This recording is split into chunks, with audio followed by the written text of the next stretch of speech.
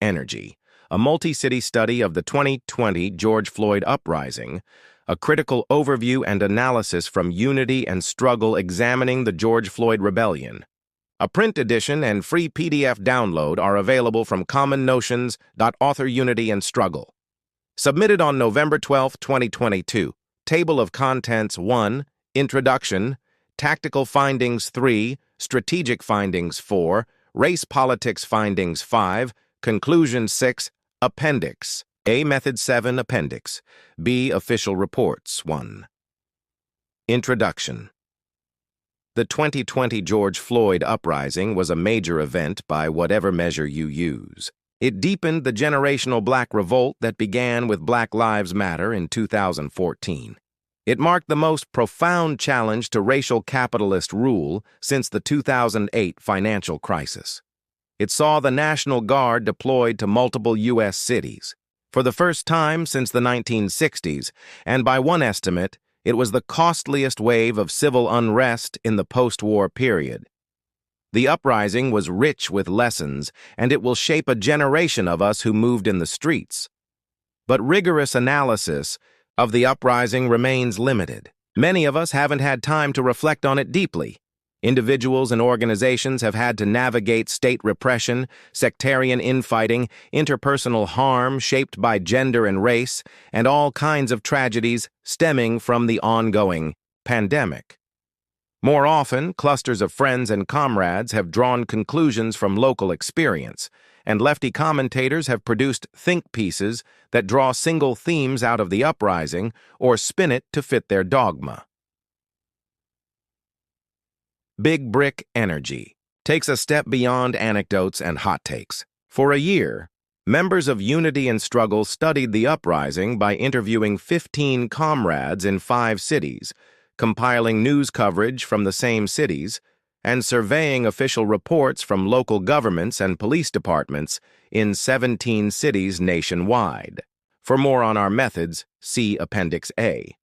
We drew out common dynamics across locations, identified tactics and strategies that the movement and the ruling class used, explored what worked or didn't, and highlighted important challenges and questions that a future uprising will likely encounter. Generally, the uprising involved a common sequence of moments unfolding at different speeds and intensities based on national trends and local turning points. When the rebellion erupted, it decisively defeated the police and paralyzed the local ruling class, usually for several days. People launched waves of protests and looting and improvised tactics from community self-defense groups to small autonomous zones. Different factions of the state and white mobs or fascists reacted in conflicting ways, but eventually settled on a mix of repression and co-optation that was able to contain the unrest. The movement was channeled into nonviolent protest and legislative reforms, which yielded much shallower gains than most of us hoped for. Within this story, there are many variations and nuances and lessons to be learned. Below, we draw out aspects of the uprising that carry implications for our tactics, strategy, and race politics. Tactical findings: between 15 and 26 million people participated in the uprising in nearly 550 cities and towns across the U.S. too. But, despite the vast range of experiences involved, a similar set of tactics seemed to emerge in most areas. A. What mass spontaneity looked like. At the height of the uprising in late May and early June, crowds were able to evade and defeat police.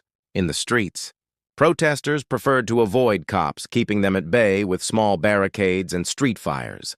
But if provoked, they would respond by throwing objects, de-arresting members of the crowd, forcing police to abandon vehicles and then destroying them, and looting. Images of burning police cars gave courage to other protesters, as did the sacking of the 3rd Precinct in Minneapolis on May 28th.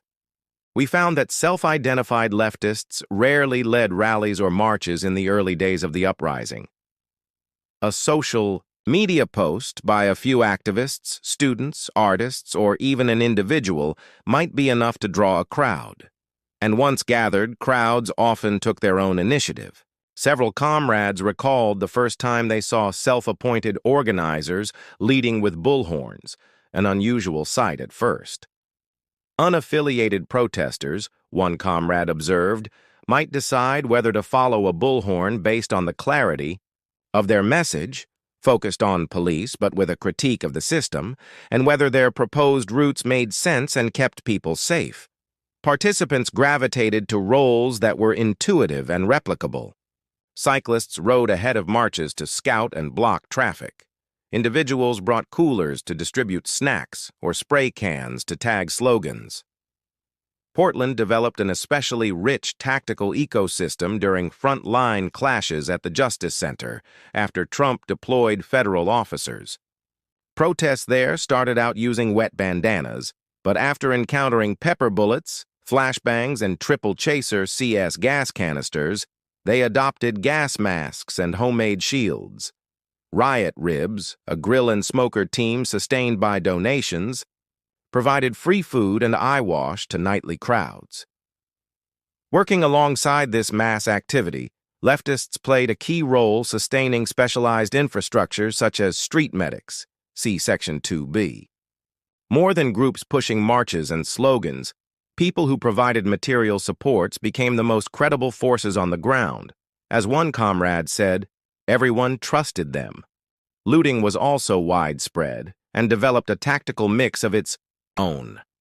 Once police in a given city were swamped, communities could start looting in the power vacuum.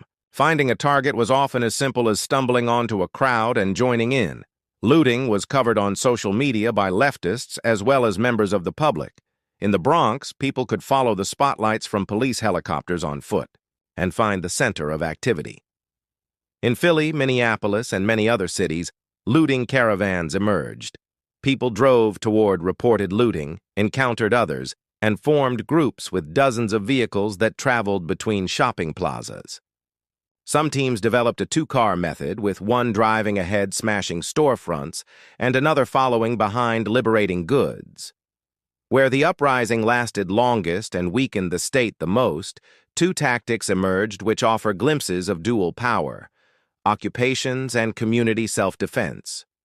These tactics suggest how future uprisings might unfold, while also revealing the broader strategic challenges they may encounter, see Section 3. Occupations ranged from homeless encampments demanding housing to encampments led by progressive nonprofits opposing police budgets, to relatively spontaneous autonomous zones which flourished where police fled. We saw three examples of the latter, all formed at sites of police violence. George Floyd Square in Minneapolis at the site where Floyd was murdered, Chop Chaz, Capitol Hill Organized Protest, Capitol Hill Autonomous Zone, in Seattle at the UD East Precinct and the Rayshard Brooks Peace Center, or occupied Wendy's in Atlanta where Brooks was killed shortly after Floyd. All the occupations provided vibrant venues for food, teach-ins, performances, and public artwork. Unlike the General Assemblies of Occupy or the indigenous-led community at Standing Rock, leadership in these occupations was largely informal, sometimes based on local or racial belonging. All faced right-wing attacks or rumors of them, and sometimes exploratory visits from Boogaloo Boys, as well as violence that spilled over from conflicts in their surrounding communities. Authorities used shootings and deaths at the occupations to frame them as threats to public safety. However, our comrades believe these incidents often stemmed from pre-existing community conflicts, of the sort that are unfortunately commonplace, but usually go ignored. Questions arose at all the autonomous zones over how decisions would be made, and by who, for example, in debates over whether to enter the abandoned police precinct in Chop Chaz. Self-appointed security teams also posed challenges, sometimes mixing guns with drugs or alcohol, or taking their own decisions in conversation with outside officials. In George Floyd Square, a security group named Agape collaborated with the city government to clear the streets to traffic. At the Wendy's in Atlanta, informal leadership came from Rayshard's family and community, and after rumors of white attacks and harassment by hostile reporters, non-black people, and reporters of all races were often denied entry. But when an 8-year-old black girl named Sequoia Turner was killed by a stray bullet during a conflict at a nearby checkpoint, the occupation began to collapse. Eventually, all the autonomous zones ended through a mix of state repression and internal contradictions. In Minneapolis, where police suffered the deepest defeats and abandoned the streets, community self-defense groups also sprang up across the city. These formed for a variety of reasons with a corresponding range of politics: to defend small businesses, address community problems, and provide an alternative to the police, or maintain checkpoints and keep out the drug trade, which had been displaced from downtown into surrounding neighborhoods of color. Some were all black, others all white, and still others multiracial. Some were armed, and others unarmed. While some defense groups were led by longtime activists, others were formed by punks, 12-step sobriety groups, Iraq War veterans, or prominent members of the black community. Fielding these groups simply required coordinating night walks or barricades, and, if necessary, bringing weapons. But sustaining them posed larger questions about how to address community issues and how to relate to the 911 system and the city government. Key findings. Uprisings involve a range of tactical settings, including mobile marches or looting, sustained, front line, clashes with police, and static barricades or encampments. We can take up a range of roles in these settings, always with the basic aim of defending each other from the state or fascists and enabling others to act. Rallies, signs, chants, and marshaled marches will be unimportant early in an uprising, but may become more common as time goes on. Leading these types of actions involves demonstrating a grasp of the cause and purpose of the movement and proposing meaningful targets with reasonable risks. In future uprisings, movements may again take control of small liberated territories. These will likely become targets for reactionaries, as well as clearinghouses for social problems in our communities. The most pressing tactical challenges will be to protect them from attacks, resolve conflicts that unfold on site, and establish who can participate and how decisions will be made. Armed security or self-defense may be unavoidable given the threats uprisings face. To prevent state delegitimization and co-optation and avoid internal violence, we will need to define acceptable conduct for these roles and to whom they should be accountable. B. How the left contributed at the height of the uprising. Some leftists tried to organize with rallies, signs, and bullhorns. These methods were largely lost in the spontaneous upsurge, but others sought out ways to materially support street action. Sometimes this involved simply distributing supplies, like lasers to disrupt police surveillance, or popularizing principles from international struggles, such as the "Be Like Water" slogan from Hong Kong. In New York City, comrades encouraged defensive tactics, such as encouraging people not to film one another or directing bike crews to protect marches. Those involved in previous waves of struggle were able to spot and spread emerging tactics quickly, thus fanning otherwise siloed practices across a crowd. Leftists also maintained specialized infrastructures that others could use or join. Comrades in many cities provided the real-time location of marches or cops to audiences on Twitter or Telegram, helping crowds gather and avoid police lines. In Philly, organizers set up safe houses where friends could rest, check the news, and monitor police scanners. Pre-existing bail funds in many cities were also flooded with donations and volunteers, growing into extensive organizations that bailed out arrestees, provided care packages, and gave legal support to those released. In Portland, street medics eventually even purchased their own ambulance, supplied by medical workers who expropriated materials on the job. Infrastructures like these allowed tired or injured protesters to support in other ways and helped sustain the uprising over time. But they could also fall on an insular leftist core if they failed to rapidly incorporate new participants. Nonprofits and vanguard parties leaned on familiar tactics such as die-ins, hot seat meetings with politicians, rallies with speakers, and photo-op marches. These actions could lead to dramatic scenes, as when Minneapolis Mayor Jacob Frey was booed out of a mass meeting for opposing abolition. But they could also undercut people's capacity to confront the state. In Philly, the Party for Socialism and Liberation repeatedly led crowds away from police to defuse clashes while scuffling with protesters to position their banners at the head of actions. Superfluous at first, these tactics gained traction as the uprising hit limits and the establishment began to steer events. See Section 3. Liberal organizations also put forward policy proposals that narrowed abolish the police to defund the police, entertaining conversation with the state to cut budgets by X%, close X jail, hire emergency mental health counselors, and so on. Leftists scrambled to pivot to this front in the wake of the riots and press for more far-reaching changes. In New York City, when Vocal NY convened an encampment at City Hall appealing for $1 billion in defunding, participating abolitionists and socialists led their own assemblies to share experiences and call for deeper cuts. Making demands on the state was embraced by some protesters as a way to secure concrete gains from their actions. But it could also delegitimize street militancy and reinforce liberal narratives of progress. Key findings. At the height of an uprising, there is little need to organize typical rallies and marches. Instead, we should work to popularize practical methods of struggle that can be taken up autonomously on a mass scale and identify new ones as they emerge. Specialized infrastructures can provide situational awareness in the streets, medical, care, or support through the carceral system. They help to sustain uprisings, but can also reinforce the insularity of leftist groups. We should use these moments to welcome new people and grow our infrastructures in sustainable ways. When street action is high, establishment forces are drowned out.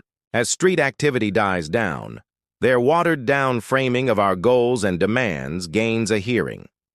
This suggests we should generate mass demands when an uprising is at its height, and circulate them to establish a political pole if and when activity dies down. C. How police responded. Official reports confirm what all of us saw. The numbers, geographic scope, combativeness, flexibility, and relative leaderlessness of the uprising overwhelmed almost every police department in the country for about a week. See Appendix B. By examining how police were routed, we can identify vulnerabilities which we can exploit in future uprisings.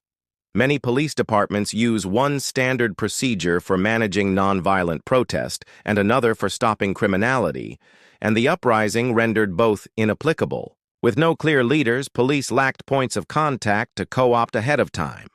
When they approached groups in the street to identify liaisons, they were met with hostility. When they tried to arrest individual rioters, they encountered a confusing mix of cameras, chants, and violent self-defense. When units were overrun or surrounded, SWAT units were sent in to extricate them. Vehicles left behind were looted and burned. Crowds in Cleveland, Los Angeles, and many other cities looted handguns from police vehicles. In Chicago, some people found long guns and only took the ammunition. By refusing the division between legitimate peaceful protests and illegitimate criminal acts, the uprising scrambled the police playbook. Police also suffered operational failures. Due to the scale of the uprising, many departments fielded their entire force, far beyond the specialized teams which normally manage protests, and combined units that rarely collaborated and which lacked crowd control training. With no plan to sustain 24/7 deployments, cops were driven to exhaustion in back-to-back shifts. When police called on state agencies or the National Guard for support, problems multiplied. Many agencies lacked standing agreements to share ammunition and equipment, which delayed the disbursement of tear gas and riot gear. They also lacked common use of force guidelines, leading to disjointed efforts that undermined one another. Emergency command centers were set up to coordinate the repression, but these yielded problems of their own. Many jumbled the lines of communication to units on the street. Often, commands failed to process intel into actionable items for different units, leading to subordinates getting flooded with irrelevant information or else left in the dark. In Los Angeles, plainclothes officers normally pass intelligence to commanders on site. Now they fed intel to a citywide command center, and it never filtered back to cops nearby. And with no protest leaders to liaise with, commands often relied on social media to learn of upcoming protests and identify suspects. Jurisdictions with pre-existing fusion centers were more effective. Command centers also became liabilities in themselves. In Santa Monica, police set up a command center within the normal police headquarters, on which demonstrations then converged. A brick shattered the window of the room coordinating police dispatch, and the department was forced to relocate its entire dispatch operation to a neighboring city. Equipping officers in the field with food, water, and ammunition also required staging areas and supply lines, and deliveries on golf cart-type vehicles. But since commands lacked situational awareness of where protests would occur, they often established these infrastructures in vulnerable locations. In many cities, marches or barricades snarled resupply and cut off officers from deploying to their assignments. Police managed to adapt over the course of a few days and regain some tactical effectiveness. In Minneapolis, protesters marched on. The 5th Precinct, the night after burning the 3rd Precinct, but by this time the state's multi-agency command center was operational, and a mix of local and state officers and National Guard troops were able to deter a hesitant crowd. In many cities, curfews allowed police to increase repression and violently reimpose the distinction between sanctioned and illegitimate protest. In areas that had seen no looting, curfews also served a propaganda function by spreading fear that the rioters were coming. As police gained the tactical upper hand, state and ruling class actors could begin experimenting with longer-term strategies to divide and co-opt the uprising. Key findings. To control movements, police depend upon making practical distinctions between legitimate and illegitimate protesters. We should deny them this ability, for example, by refusing to communicate with police liaisons, or preventing cops from arresting militant protesters. Between uprisings, we should fight to prevent or annul interagency agreements, fusion centers, or other law enforcement collaborations. This will hamper the state's ability to repress future unrest and criminalize communities of color. When uprisings are at their height, we should identify and publicize the location of police command centers, staging areas, and supply vehicles. Protesting at these spaces may keep the state tactically off balance. Strategic findings, how to tell things if are going to pop off. It is crucial to recognize when people start to move in a new way. This lets us accurately assess the moment's potentials and contribute to it meaningfully. But it can be hard to tell when something is about to erupt. We see injustices and protests constantly. Why should one police murder spark shit and not the one before? We also learn to underestimate events. The more we see abuses pass unchallenged, the more retreats and defeats we suffer, the more inclined we are to view events cynically. The early days of the uprising showed signs we can watch for, which might indicate that a larger rupture is emerging. Nearly all our comrades first realized 2020 was different when they saw people respond to ordinary crowd control with extraordinary combativeness. It was obvious when cars or precincts burned, but it was visible even at early demonstrations over Floyd's murder or in the weeks prior. In New York City, hundreds of youth had participated in militant FTP protests over the preceding months, and comrades also noted a growing restlessness during the pandemic. People came to see themselves as essential and entitled to protections, but lost confidence in state services and occasionally launched small workplace walkouts against unsafe conditions. Several comrades argued that this new combativeness reflected new consciousness. Participants arrived to 2020 already clear that police were an enemy and that greater militancy was justified. In Minneapolis, This common sense built on earlier protests over police murders, Jamar Clark, Philando Castile. People had observed prior waves and absorbed their norms and expectations. As protests proliferated, they also sensed that distant actions were creating opportunities for them to act, and vice versa. There was a sense of, this is our chance. Key findings. A rupture may be developing when people show extraordinary militancy against ordinary repression, display a new common sense built on prior precedents, and link their chances of success with others acting elsewhere. The best way to see this is to participate as observers, at least, in early events, and have relationships in many different communities. That way, we can gauge the popular mood and guess at how widespread it may be. How the state fractured, we defeated the state not just physically but also politically. While cops in some areas were literally beaten back, more often they retreated to avoid messy clashes. Where the National Guard was deployed, it assumed a supportive, defensive posture and tried to avoid direct confrontations. Curfews facilitated repression, but they were also applied inconsistently and triggered police violence, which was then denounced by other officials. These contradictory responses reflected the paralysis of governors, mayors, and city councils who hesitated as they faced a no-win situation. If they allowed protests to continue, they could suffer losses, but if they repressed protests wholesale, they could spark blowback. In the space opened up by ruling class indecision and retreat, the movement was able to advance, controlling territory, expropriating goods, popularizing abolition.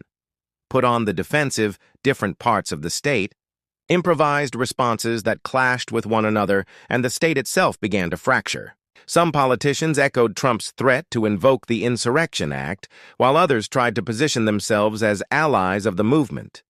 Police departments in many cities had to stop posting on social media, not just because of trolls, but also, crucially, because their spin clashed with that of local liberal politicians. Some cities constrained the police even as they ordered them to crack down. In Portland, the city council banned CS gas, which hampered cops' ability to disperse crowds without exposing themselves to physical attacks. In Minneapolis, city council members promised to disband the police department. At the same time, police rank and files went off the leash. The most widespread vigilantism involved withdrawing patrols and unleashing bursts of exceptional violence. In Minneapolis, cops abandoned the streets and prowled in unmarked vans, firing pepper spray at random and snatching at least one person off the sidewalk. In New York, police held an anti-looting rally with allies in the Dominican community in Washington Heights, who chased suspected Floyd protesters through the streets with baseball bats. The NYPD also invited Homeland Security to deploy at several precincts without the mayor's knowledge, details of the agreement remain unknown, and transported arrestees across the city while stonewalling legal aid, effectively disappearing people in custody. All this suggests that when mass struggles divide the state, they can create opportunities to reclaim wealth and force concessions which would otherwise be difficult to achieve. It also reveals tendencies that may mature in future uprisings: official paralysis, wild swings in policy, and fascistic vigilantism from the cops. Key findings. Our power doesn't only come from physical force in the streets, though this is important. It also stems from our ability to put the ruling class on the defensive, elicit divisions within the state, and take advantage of the openings that result. Uprisings divide the state, causing factions to clash with one another and undermine official legitimacy and effectiveness. These fractures allow us to impose gains that otherwise would seem unlikely or impossible. Protracted uprisings will trigger independent action by the police ranks, such as dirty war tactics and coordination with federal agencies or fascists. We cannot rely on bourgeois norms or laws to hold back this repression. C. How class layers and constituencies moved. By surveying the groups that made the uprising and the ways they moved, we can infer trends that may repeat themselves in future uprisings or vary based on local conditions. The 2020 uprising was led by a mass vanguard of working-class youth of color, but that is just the beginning of the story. In every city we studied, just like in 2014, the most militant action was led by what comrades described as black proletarians, or kids from the neighborhood, predominantly black young people from poor and working-class backgrounds of all genders, with few apparent links to the organized left, who participated in protests and escalated to fighting cops and looting. Sometimes they did so with the assistance of insurrectionary leftists, and sometimes not. In Center City, Philadelphia, downtown Brooklyn, and Atlanta's Centennial Park, these grassroots leaders set it off.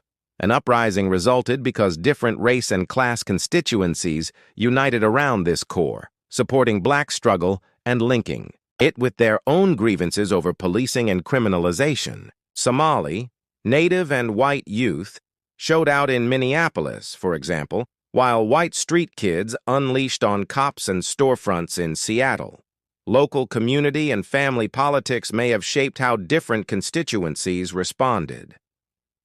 One comrade guessed that proportionately fewer Latinx youth came out in Minneapolis, possibly due to close family supervision, while very few Hmong youth participated, maybe because of recent police recruitment in the Hmong community. One cop who helped kill Floyd was Hmong, and ex-officer Derek Chauvin's now ex-wife is also Hmong. Local economies shaped the proportions of lumpen street types, precarious working classes, or students and young professionals that came out. Gangs, street families participated. Comrades saw flagged-up groups protesting, and some witnessed beefs with guns drawn or even shootings, though unity in action tended to prevail. White-collar professionals also participated in protests and even riots, including non-profit workers, legal services staff, and teachers. One comrade used unemployment and stimulus checks to join in the uprising full-time, while another logged out of work for weeks. Generally, the higher the class status of a group, the more multiracial and non-black it was, and the more self-consciously activist. When looting spread beyond marches to outlying neighborhoods or counties, it allowed the uprising to leap in scale. This was almost always initiated by poor and working-class Black or Latinx communities, the inner city and suburban hood. Looting was often more intergenerational and communal than the protests. Young people might lead the smashing, while parents expropriated goods alongside their children. One Bronx comrade saw young men tossing goods to abuelas in the second-floor windows. Several comrades noted that the looting also had a logic. People prioritized parasitic businesses where working-class paychecks and wealth disappear, such as liquor stores and pawn shops. The next priority tended to be luxury brands and chain stores, and then anything else. As the uprising met repression and co-optation, different parts of this mass began to pull in different directions. Non-profit activists and party cadres used actions to demand reforms and recruit new members. In the process, they often contrasted themselves against and delegitimized street militancy. This is how we make change, not by rioting. Street constituencies persisted longer with riots and looting, see Section 4C, and sometimes turned to targeted actions. Some were explicitly illegal, like a year-long chain of daring ATM explosions in Philly. Others combined expropriation with political demands. Notably, homeless people in several cities seized the opportunity to erect encampments in city parks, and even an abandoned hotel.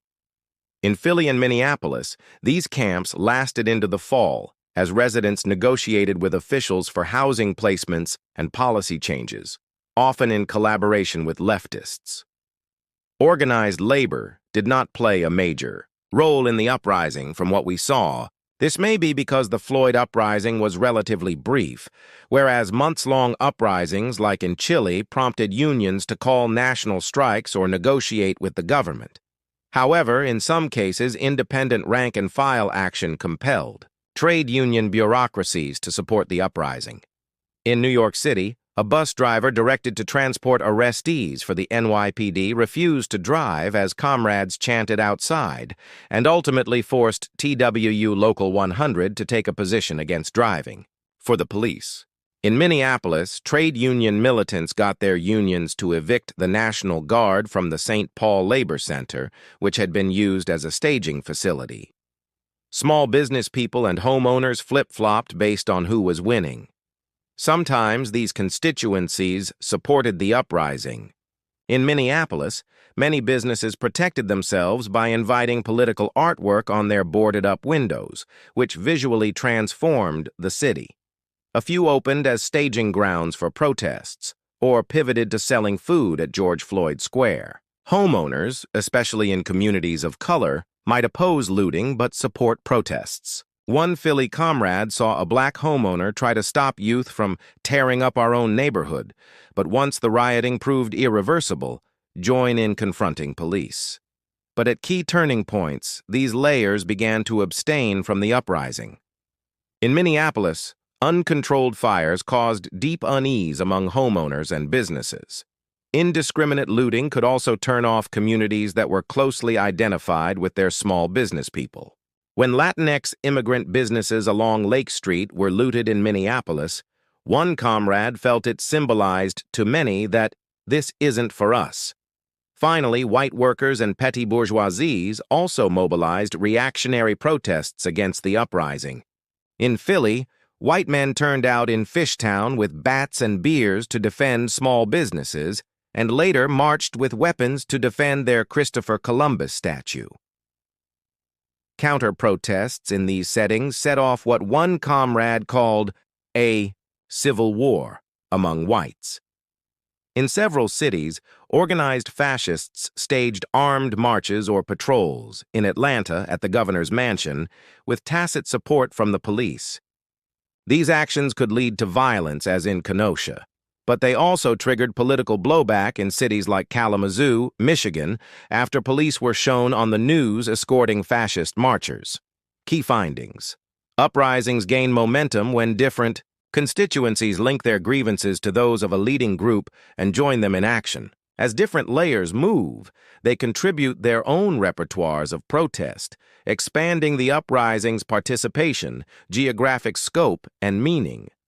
We should work to continually broaden the base of uprisings. Ruling class coercion and co-optation channels resistance into official politics and reimposes separation. At these turning points, professionalized activists and street constituencies will tend to pursue different paths. To sustain an uprising, we have to help these struggles coordinate so that they mutually support each other, and so that they defend, not delegitimize, black working-class street militancy. Trade unions can be spurred to provide practical support to an uprising if rank-and-file members participate in it and carry its concerns into union turf. Homeowners and small business people can shape a community's view of an uprising, especially those who share ethnic ties with the surrounding working class. In future uprisings, we will have to identify which petty bourgeoisies may hold sway over working-class constituencies and consider if and how we should influence mass action to target some capitalist property while sparing others. What internal limits the uprising ran into several weeks into the uprising, the movement started to ebb and struggle to find ways forward. Some communist thinkers call this an internal limit, the point at which the methods, grievances, and goals which enabled a movement to rise are no longer adequate to sustain it, and the movement must develop new aims and means, or else recede. 1. Set of limits were practical.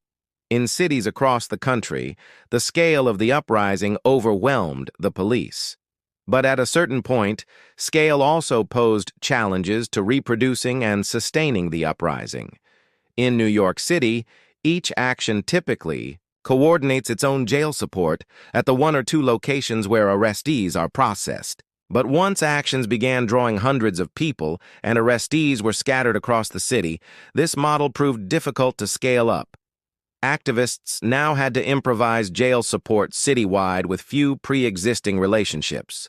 Small, trusted networks struggled to track large numbers of arrestees, and jail support locations attracted pools of supporters without vetting or training them into volunteer roles.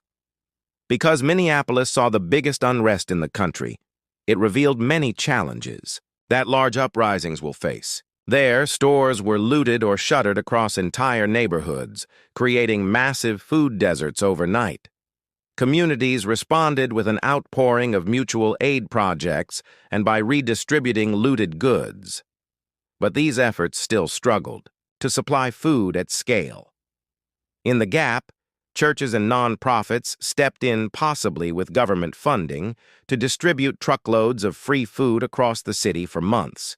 Similarly, when police retreated from the streets, community self-defense groups mushroomed across the city, posing a potential dual power challenge to the local state. But it was difficult for them to learn of each other's existence, let alone coordinate. This left them vulnerable to paranoia and overtures from local politicians. One group, called the Original Black Panthers, convened a meeting of community defense groups. But this gathering did not produce a common organizational framework or orientation to politicians, police, and so on. These experiences suggest the kinds of mass mobilization needed to sustain dual power, networks to distribute food and other supports, for example from surrounding agricultural areas, and a common platform for autonomous community defense. A second set of limits were political. As the uprising encountered repression and critiques, participants had to justify why they were fighting and clarify what they wanted. What was all the unrest for? For some, a sense of direction also receded after the uprising's initial victories. After routing the cops and expropriating goods, participants began to ask what came next and what lasting changes might make it easier for us to live and harder for them to rule. As one comrade put it, "We're marching across another bridge, but it's hard to see what we're building toward." At this point, in the absence of common goals and principles, politicians could experiment with co-optation, and opportunists were free to launch self-appointed initiatives. Assemblies to work out these questions were noticeably absent. This showed in places like Seattle, where protesters occupied Cal Anderson Park in Capitol Hill, but struggled to develop a consensus about whether to enter the abandoned precinct, or what the building should be used for. Participants also had to determine how to relate to one another as their differences became more salient. Among the organized left, tactical and strategic disagreements could lead to jockeying for leadership or call-outs. At the grassroots, beefs could lead to gunplay, which made spaces like the Wendy's in Atlanta isolated and dangerous.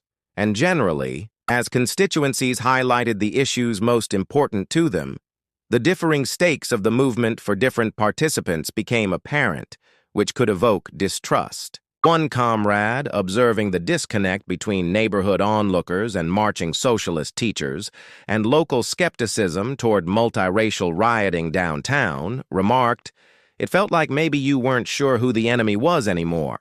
These limits suggest the need for common purpose, goals, and principles to sustain an uprising within which a variety of approaches can be tried out. Key findings. As an uprising fractures and displaces the state, it will face the challenge of sustaining legal and medical supports, food supplies, and collective self-defense to reproduce itself. This is the emergence of dual power. We can prepare for these moments by cultivating collaborative relationships, common politics, and methods to involve new participants at the scale of a metro area. At the height of an uprising, when new initiatives are forming daily, it is key to connect projects with one another and help them establish shared organizations and political orientations. Uprisings require the means to collectively discuss their own meaning and direction. This includes deciding how to respond to ruling class moves, situating varied concerns in a shared vision, and establishing common goals that will weaken the ruling class and strengthen our autonomy. We should create venues for these discussions and offer our own ideas. How the ruling class and state co-opted and contained repression only succeeded because the ruling class also persuaded some people that their concerns could be represented and addressed by the state. Politicians, especially establishment elites in communities of color, did this by casting militancy as unacceptable and scolding young people from their communities.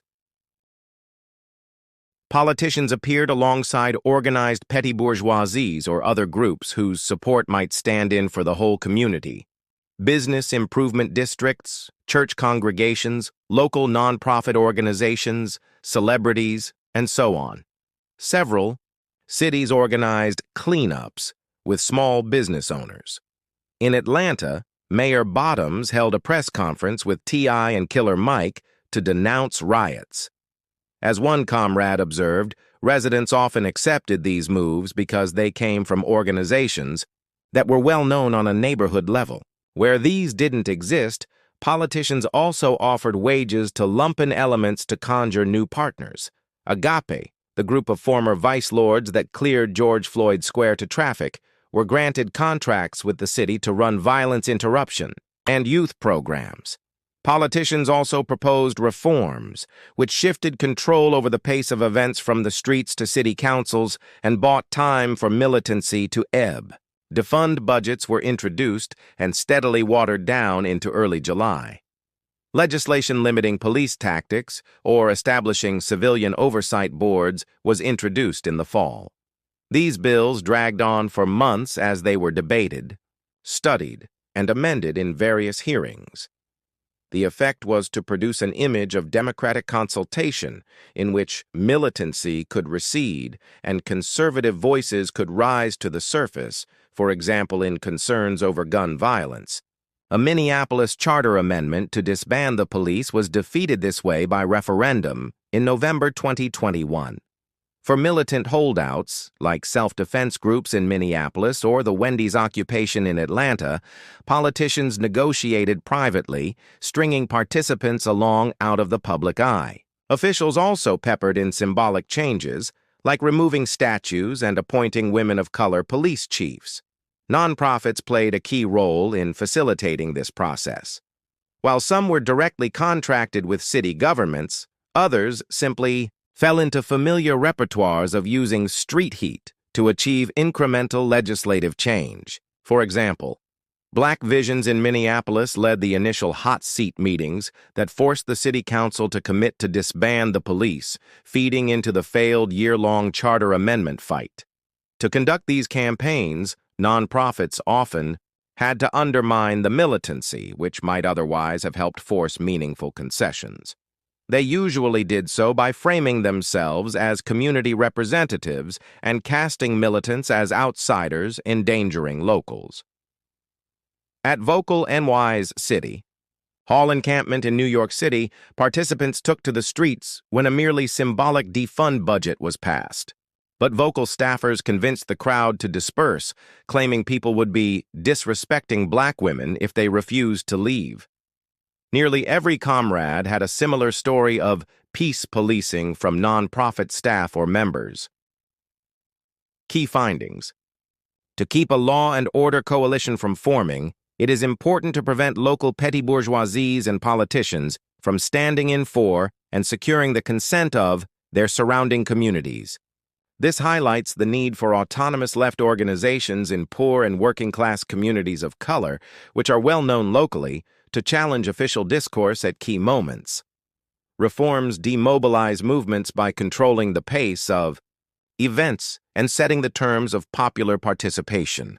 This suggests we are more likely to win gains when movements take the initiative, impose ticking clocks on the state, and facilitate mass democratic participation. Nonprofits gain leverage by acting as representatives for communities and pressuring politicians while maintaining working relationships with them. By contrast, we should help people to formulate and express their demands directly and overturn clientelist relationships with elites. Race politics. Findings: the George Floyd uprising was both a continuation and a leap forward in the Black-led resistance to police and racist violence over the past 15 years. The 2009 Oscar Grant rebellion in Oakland prefigured many of the features seen in 2020, from youth riots challenging black political elites to the counterinsurgency role played by nonprofits. Nonviolent protests against racist murder then reached a national scale in 2012 after the killing of Trayvon Martin. When Michael Brown's murder in Ferguson sparked the Black Lives Matter movement in 2014, protests leapt nationwide and globally, and also unleashed riots in U.S. cities such as Baltimore, though these remained outliers. The 2020 uprising again became nationwide and global, from protests in France to Nakor Ensars in Nigeria. However, in this case, rioting in the U.S. was also immediate and widespread. We believe this trend reflects an ever deeper and more prevalent sense of the illegitimacy of the state, the rootedness of racism in American society, and the scale of resistance needed to change it. Black struggle is evolving and posing more profound challenges to capital on larger scales. The latest moment in 2020 suggests how multiracial unity may emerge in practice and the vulnerabilities it will have to confront, as well as the forms that Black autonomy may take and the challenges it faces in turn. A. What made multiracial unity possible? The early days of the uprising were characterized by broad multiracial unity in action. Part of this is due to the sudden collapse of hegemony, with police and political elites unable to criminalize and divide protesters, and the movement united against a common enemy. The streets became a testing ground for new forms of racial solidarity. These experiments led to funny moments. One comrade recalled that as a multiracial crowd smashed windows at the CNN Center in Atlanta, a white protester joined in, and participants began chanting, "Go white boy," in support. During looting in Philadelphia, a white comrade was approached by various black protesters, one declaring, "We're all NS tonight," and another announcing, "Okay, all lives matter." This was more fluid than in many previous marches, where participants might be morally encouraged to take up distinct roles and risk levels according to their racial position, white folks to the front, sides. At the height of the uprising, solidarity was instead informed by mutual risks in illegal actions. Those willing to fight police and loot property shared in a new kind of belonging in which racial positions could be simultaneously recognized and commonality across them celebrated. Multiracial unity may have also built on precedents from daily life. A Minneapolis comrade guessed that solidarity among youth in the streets may have built on young people's prior collaboration in schools and neighborhoods, such as the soccer clubs that bring together Somali and Mexican youth on the city's south side. People's experience in multiracial settings surely shaped how they could imagine uniting in the streets, and conversely, where they doubted solidarity would last. Key findings. Uprisings create spaces where we can simultaneously recognize our different racial positions and practice transcending them. A key condition for this is that we take united action against racial capitalism and share the risks and responsibilities of doing so, including in illegal actions against police or property. B. How racial division reemerged. As powerful as it was, multiracial unity was also fragile. Once the ruling class regained its footing, political elites frequently used the specter of the white outside agitator, sometimes described as an anarchist, sometimes a fascist, to cast militancy as a threat to communities of color. Nonprofits often echoed this rhetoric in order to frame themselves as the true representatives of communities of color who could deliver real change. Several comrades observed that this discourse distorted the way people understood their own uprising. For example, coming to believe the riots were started by white provocateurs. These maneuvers leveraged real distrust about white intentions within the uprising. Communities of color have a rational skepticism of white reliability and deep experience with state repression based on generations under white supremacy. In Brooklyn, one black comrade noted that her neighbors feared police would get angry at white protesters downtown and take out their aggression on the community after curfew. And in many cities, white violence was also a tangible threat. Once fascists or white mobs were on the move or rumored to be, it was often simply not worth the risk to have white people around. Non-black liberals, for their part, were quick to fall back on legal, non-violent protest as the state cracked down, abandoning black militants to fight on their own, see Section 4C.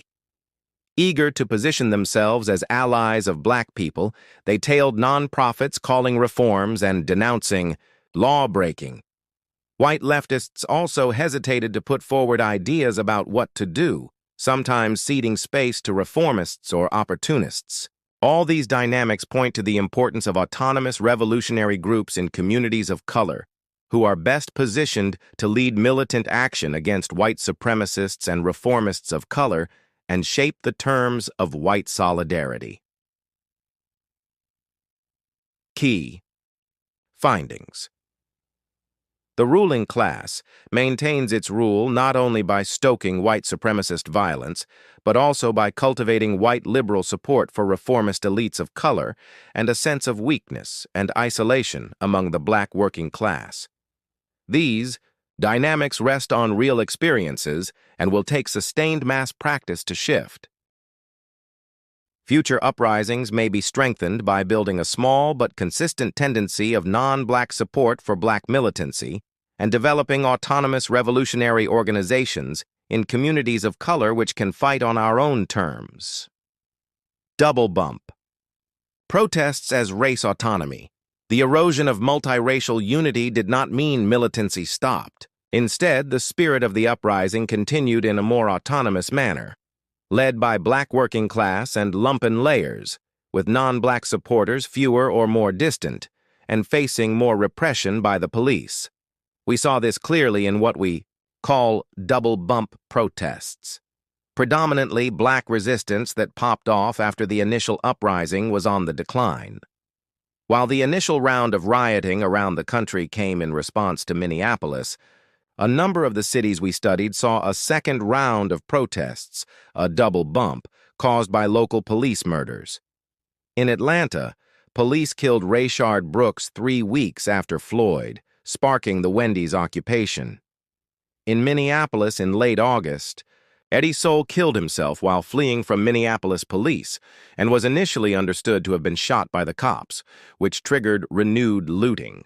In Philly in October, police killed Walter Wallace, triggering a second round of riots and looting. In these protests, most participants were black, since the majority of non-black protesters had fallen back on traditional forms of protest. The South.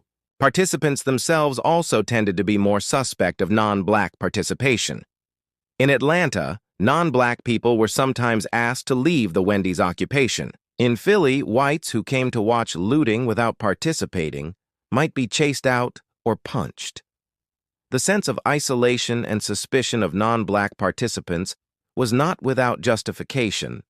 Local news coverage of the Wendy's occupation in Atlanta, for example, was consistently racist and classist, and there were rumors of white racist attacks in the area. In Philly, police were much more violent to these protests than in May, seeking revenge for their earlier defeats and to stamp out any remaining black resistance. Despite the limitations of the double bump protests, they posed an important challenge to both white reaction and elites of color, and highlight the shape that autonomous black struggle may take in future uprisings. Spaces like the Wendy's in Atlanta reveal questions that all black struggles are compelled to resolve when fighting independently: how to address conflicts within the community, how to respond to overtures or scolding from the black elite, and how to relate to non-black people who want to stand in solidarity. Double bump protests also highlight the need for non-black leftists to find ways of supporting black autonomy when not participating directly in its spaces. One comrade in Philly noted that non-violent protesters simply blocking police from approaching looters was a small yet tangible way to support street militancy. Another comrade pointed to homeless protest encampments in several cities. Another kind of action that emerged as the uprising declined as a venue where leftists could provide sustained support to predominantly black unhoused organizers. Key findings. After an uprising peaks, spontaneous multiracial unity may give way to liberal backsliding and double-bump protests in communities of color against ongoing injustices. In double-bump moments, those of us organizing autonomously in black working-class communities should define what kinds of alliances with non-black leftists are strategic, while also moving independent of the black elite. Non-black leftists should find ways to materially support black working-class militancy, even as our activities may become more distinct or our organizations separate. Conclusion. 2 years after 2020, many wonder what has changed. Liberals are now disavowing defund rhetoric, while the right redoubles its war on wokeness. Law and order administrations are repackaging mental health crises and community violence as crime panics and rolling back criminal justice reforms at the urging of local capitalists. The uprising didn't produce the change many of us had hoped. However, it did profoundly shift the political terrain in which subsequent struggles will take place. Big ruptures often tend to disperse into an array of smaller fights over local concerns, like a river splitting into streams. By locating these streams, we can find places to secure small but lasting gains and lay the foundation for the next uprising. The biggest demands from the uprising were not achieved. Only a few cities cut police budgets and funded social programs. The cuts hovered in the 1–2% range, often through budgetary tricks like hiring freezes, and all have been reversed. But criminal justice reforms accelerated. Cities routed mental health calls to alternate services, created new police oversight boards, elected progressive district attorneys, and limited or banned chokeholds, street stops, or no-knock raids. Many police departments also suffered waves of resignations and early retirements. Some had to create officer wellness programs to deal with widespread depression and operate at reduced force.